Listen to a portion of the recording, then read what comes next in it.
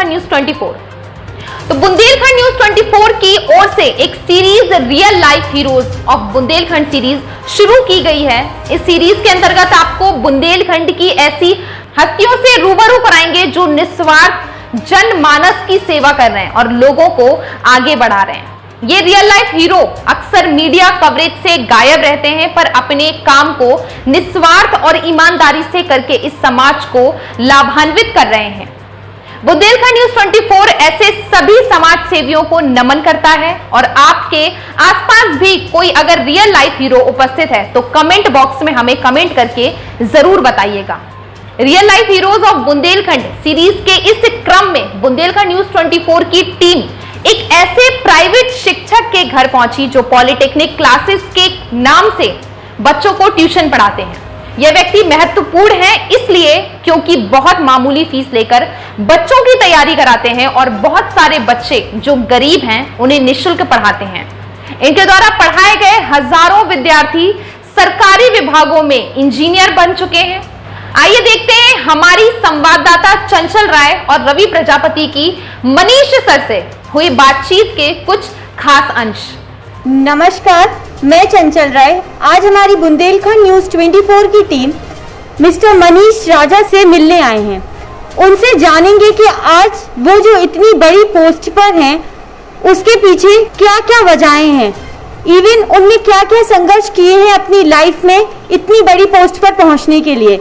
जैसा कि आपको पता है कि वो एक टीचर के साथ साथ समाज सेवी भी हैं, तो आज हम बातचीत करके उनकी निजी जिंदगी और उनकी प्रोफेशनल लाइफ दोनों के बारे में जानेंगे। जय हिंद सर। जय हिंद। कैसे हैं सर आप? बहुत बढ़िया, आप बताइए।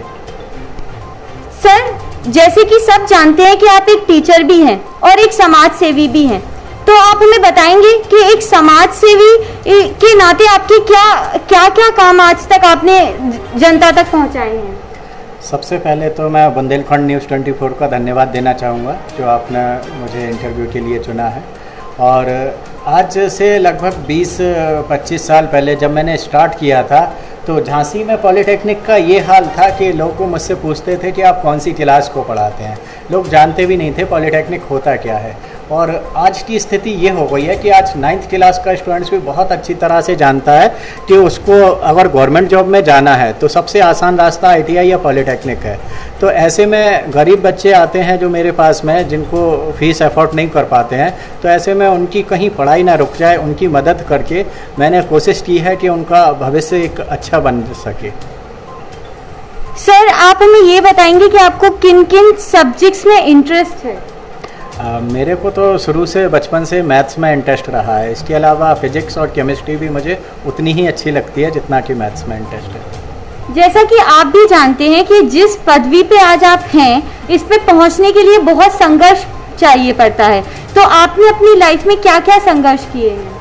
शुरुआत में तो बहुत मुश्किल उठानी पड़ी थी। जब झांसी जैसे छोटे शहर में जहाँ लोग ये जानते ही नहीं थे कि पॉलिटेक्निक होता क्या है, यहाँ पूरी झांसी में कोई पॉलिटेक्निक की क्लासेस नहीं थी। आज की स्थिति भी ये है कि all over UP proper polytechnic की कोचिंग बहुत मुश्किल से मिलती है। तो ऐसे में झांसी में आज भी कोई पॉलिटेक्निक क्लासेस नहीं पढ़ाता है। तो ऐसे में बच्चों को बहुत समझाना मुश्किल था कि आप पॉलिटेक्निक करें और उसकी तैयारी करें। लेकिन लगातार संघर्ष से ये संभव हो पाया कि जब बच्चों ने पॉलिटेक्निक करके और अपना रिजल्ट अच्छा दिया और उसके बाद वो जब अच्छे डिपार्टमेंट में जैसे UPPCL में है, DRDO में, रेलवे में, ONGC में, इस तरह से एक अच्छे डिपार्टमेंट में JEE के पद पे अपनी सेवा दे रहे हैं, तो उनकी मेहनत से आज ये संभव हो पाया कि और भी स्टूडेंट्स इसमें पॉलिटेक्निक में आने के लिए तैयार हुए हैं। सर, करीब कितने साल हो गए होंगे आपको पढ़ाते पढ़ाते? मुझे लगभग 20 से 22 वर्ष हो रहे हैं लगभग।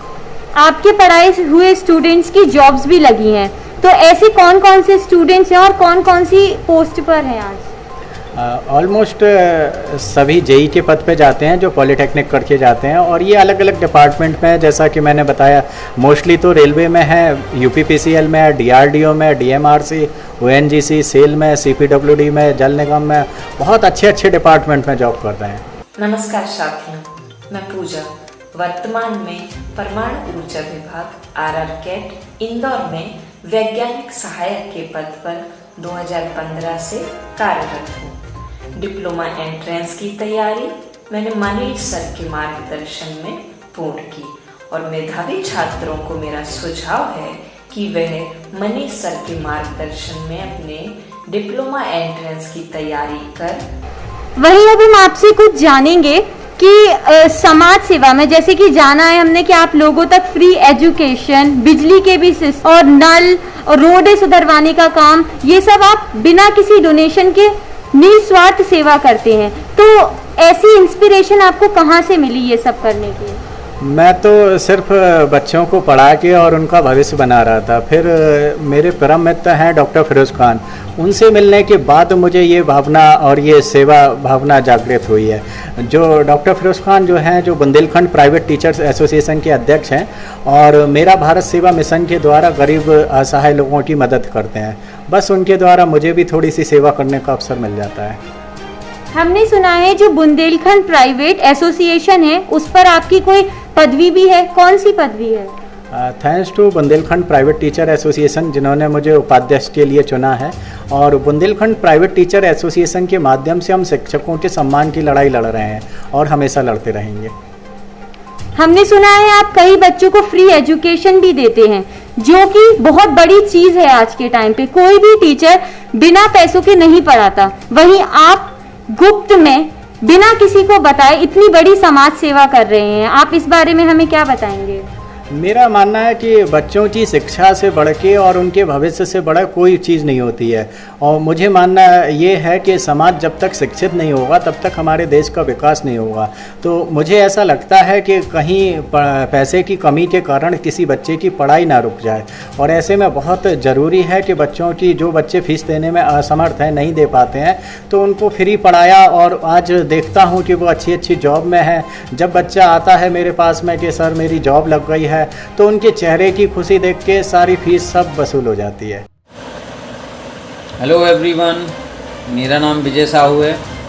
मैं वर्तमान में SPM CIL की होशंगाबाद यूनिट में कार्यरत हूँ।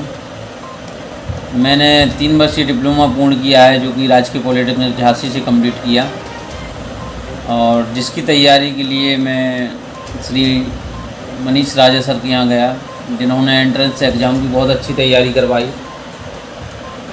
और वो एक अच्छे शिक्षक के अलावा एक अच्छे व्यक्ति।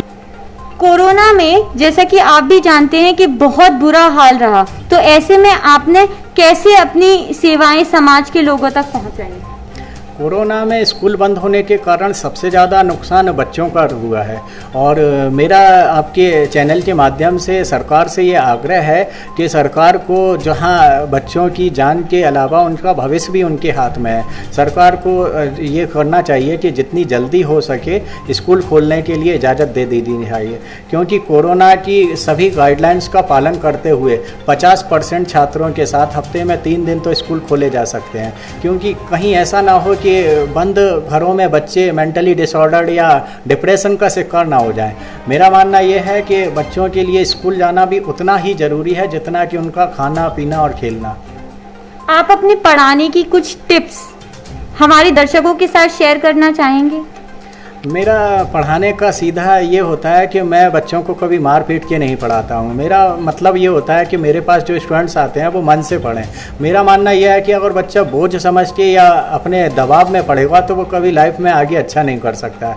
तो मेरा सबसे पहला मकसद ये होता है कि बच्चा जब मेरे पास आए तो उसके अंदर पढ़ने की भावना जागे, वो अपने मन से पढ़े, उसका मन होना चाहिए। और जिस दिन बच्चे का मन पढ़ाई में लगने लगे, जिस तरह उसका मन मोबाइल चलाने में, खेलने में लगता है, अगर उसी तरह उसका पढ़ने में मन होगा। और ये एक टीचर बहुत अच्छे से कर सकता है कि बच्चे को ये समझाए कि पढ़ना उसके लिए कितना ज़रूरी है। और जब उसके फ़ायदे वो जानता है तो बच्चे का मन होता है। और वही गार्जियन जो पहले शिकायत लेकर आते थे कि मेरा बच्चा पढ़ता नहीं है, बाद में 2 महीने बाद, 3 महीने बाद वही गार्जियन मुझसे बोलते हैं कि बच्चा पता नहीं क्या है, रात में 2 बज गए और ये पढ़ता रहता है, रात के 3 बज रहा है, ये सोता नहीं है। तो जब बच्चा मन से पढ़ता है तो वो ये नहीं देखता दिन है कि रात है, और वो बच्चे फिर सक्सेस होते हैं। पुराने कुछ ऐसे छात्र हैं मेरे जो 1 साल में 8-8, 10-10 जगह गवर्नमेंट जॉब में सेलेक्ट हुए हैं, और 8-8, 9-9 नौकरी छोड़ के वो एक जॉब पे सिलेक्ट होके आज जॉब कर रहे हैं।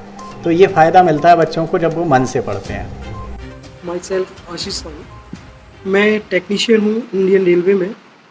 मैंने पॉलिटेक्निक किया था सन 2009 से 2012 में, और 2008 में मनीष राजा सर के यहाँ पॉलिटेक्निक एंट्रेंस के एग्ज़ाम की तैयारी की थी। पॉलिटेक्निक एंट्रेंस एग्ज़ाम के लिए एक बेस्ट ऑप्शन है मनीष राजा सर। वो बहुत अच्छी तरीके से तैयारी कराते हैं और बहुत अच्छी तरीके से बच्चों को गाइड करते हैं पॉलिटेक्निक एंट्रेंस एग्ज़ाम के लिए, और कई गरीब बच्चों की मदद भी करते हैं जिससे वो आगे बढ़ सकें, और कई तरीके से उनकी मदद करके, उन्हें पढ़ा के, उन्हें शिक्षित करके उन्हें आगे बढ़ाने का प्रोत्साहन देते हैं। जैसा कि हम सबने सुना है कि हर सक्सेसफुल इंसान के पीछे किसी का हाथ होता है, तो हम जानना चाहेंगे कि आपके इतने अच्छे पोस्ट पर पहुंचने का किसका हाथ है? मेरा खुद का फ्यूचर जो है, मतलब मेरे साथ में जो समस्या आई थी जब मैं पॉलिटेक्निक करना चाहता था, तो मुझे एक बड़ी समस्या देखनी पड़ी थी। मैं पढ़ना चाहता था, मुझे कोचिंग करनी थी। जब मुझे ने देखा कि झांसी में कोई कोचिंग ही नहीं है, पॉलिटेक्निक की क्लासेस कोई नहीं पढ़ाता है, तो वो एक बड़ी मुझे घटना बड़ी जिससे मैं आहत हुआ था कि शायद मैं पढ़ना चाह रहा हूँ और मुझे कोई पढ़ाने वाला टीचर नहीं है, झांसी में कोई भी कोचिंग नहीं है।